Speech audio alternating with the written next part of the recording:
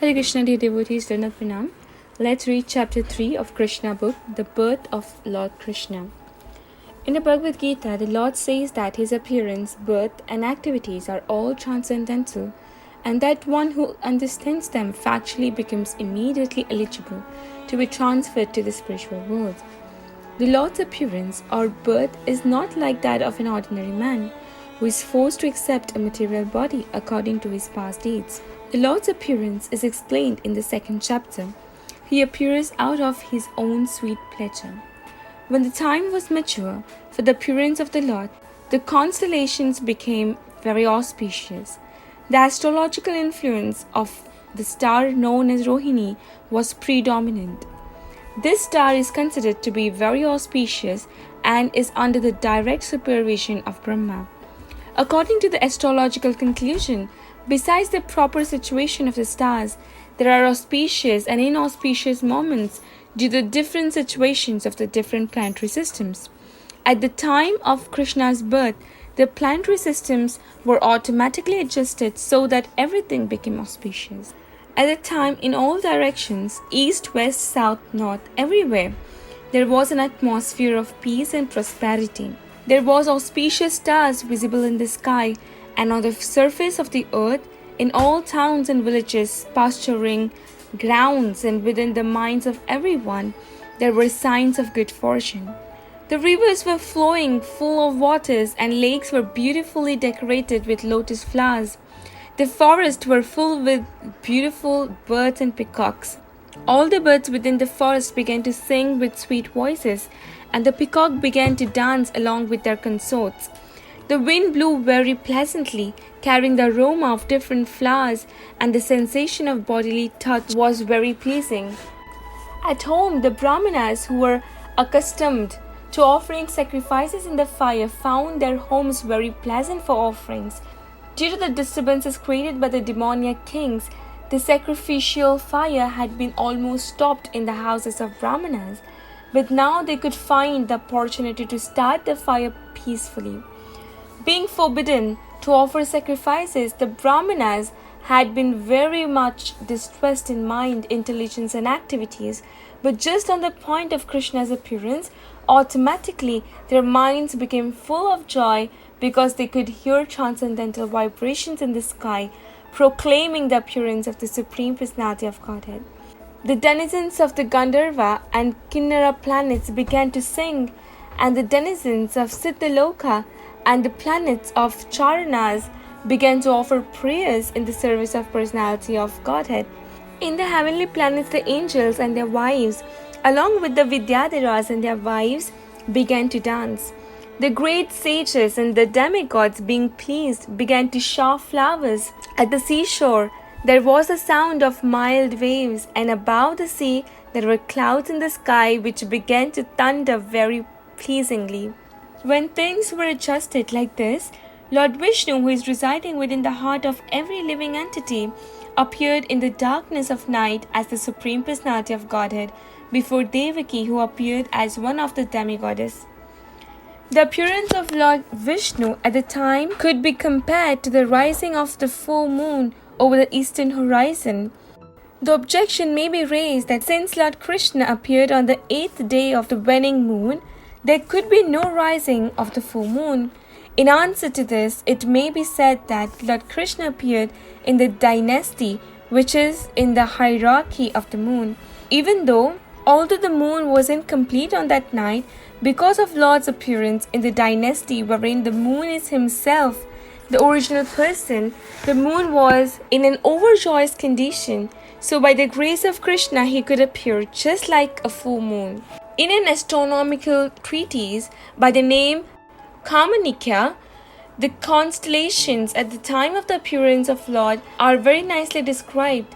It is confirmed that the child born at that auspicious moment was the Supreme Brahman or the Absolute Truth. Vasudeva saw that wonderful child born as a baby with 4 hands, holding conch shell, club, disc and lotus flower, decorated with the mark of Srivatsa, wearing the jeweled necklace of Kaustubha stone.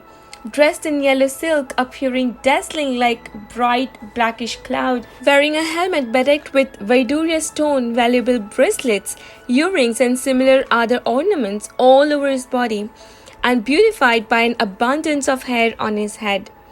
Due to the extraordinary features of the child, Vasudeva was struck with wonder. How could a newly born child be so decorated? Vasudeva could therefore understand that Lord Kṛṣṇa had now appeared, and he became overpowered by the occasion. Vasudeva very humbly wondered that although he was an ordinary living entity conditioned by material nature and was externally imprisoned by Kṛṣṇa, the all-pervading personality of Godhead, Vishnu or Kṛṣṇa, had appeared as a child in his home, exactly in his original position. No earthly child is born with 4 hands, decorated with ornaments and nice clothing, fully equipped with all the signs of Supreme Personality of Godhead. Over and over again, Vasudeva glanced at his child and he considered how to celebrate his auspicious moment. Generally, when a male child is born, he thought, people observe the occasion with jubilant celebrations, and in my home, although I am imprisoned, the Supreme Personality of Godhead has taken birth. How many millions and millions of times should I be prepared to observe this auspicious ceremony? When Vasudeva, who is also called Anakadundubini, was looking at this newborn baby, he was so happy that he wanted to give many thousands of cows in charity to the Brahmanas. According to the Vedic system, whenever there is an auspicious ceremony in the Kshatriya king's place, out of joy the king gives many things in charity. Cows decorated with golden ornaments are delivered to the Brahmanas and sages. Vasudeva wanted to perform a charitable ceremony to celebrate Kṛṣṇa's appearance, but because he was shackled within the walls of Kṛṣṇa's prison, this was not possible. Instead, within his mind, he gave thousands of cows to the Brahmanas. When Vasudeva was convinced that the newborn child was the Supreme Personality of Godhead himself, he bowed down with the folded hands and began to offer him prayers. At that time, Vasudeva was in transcendental position, and he became completely free from all fear of Kṛṣṇa. The newborn baby was also flushing his effulgence within the room in which he appeared. Vasudeva then began to offer his prayers. My dear Lord, I can understand who you are. You are the Supreme Personality of Godhead, the super soul of all living entities and the absolute truth. You have appeared in your own eternal form, which is directly perceived by us. I understand that because I am afraid of Kṛṣṇa, you have appeared just to deliver me from that fear. You do not belong to this material world. You are the same person who brings about the cosmic manifestations simply by glancing over material nature. One may argue that the Supreme Personality of Godhead, who creates the whole cosmic manifestation, simply by his glance cannot come within the womb of Devaki, the wife of Vasudeva. To eradicate this argument, Vasudeva said, My dear Lord, it is not a very wonderful thing that you have appeared within the womb of Devaki, because the creation was also made in that way. You were lying in the causal ocean as Mahavishnu, and by your breathing process, innumerable universes came into existence. Then you entered into each of the universes as Garbhodakshayi Vishnu. Then again you expanded yourself as Karnadakshayi Vishnu and entered into the hearts of all living entities and even into the atoms. Therefore, your entrance into the womb of Devaki is understandable in the same way. You appear to have entered, but you are simultaneously all-pervading. We can understand your entrance and non-entrance from material examples. The total material energy remains intact even after being divided into 16 elements. The material body is nothing but the combination of 5 gross elements, namely earth, water, fire, air, and ether. Whenever there is material body, it appears that such elements are newly created, but actually the elements are always existing outside of the body. Similarly, although you have appeared as a child in the womb of Devaki, you're also existing outside. You're always in your abode, but still you can simultaneously expand yourself into millions of forms. One has to understand your appearance with great intelligence because the material energy is also emanating from you. You are the original source of the material energy, just as the sun is the source of the sunshine. The sunshine cannot cover the sun globe, nor can the material energy, being an emanation from you, cover you. You appear to be in the three modes of material nature, but actually the three modes of material nature cannot cover you. This is understood by the highly intellectual philosophers. In other words, although you appear to be within the material energy, you are never covered by it. We hear from the Vedic version that the Supreme Brahman exhibits his effulgence, and therefore everything becomes illuminated. We can understand from the Brahma Samhita that the Brahma Jyoti or the Brahman effulgence emanates from the body of the Supreme Lord, and from the Brahman effulgence all creation takes place. It is also stated in the Bhagavad Gita that the Lord is the support of the Brahman effulgence. Therefore, originally he is the root cause of everything.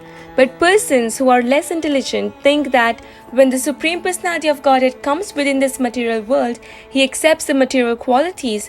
Such conclusions are not very mature, but are made by the less intelligent. The Supreme Personality of Godhead is directly and indirectly existing everywhere.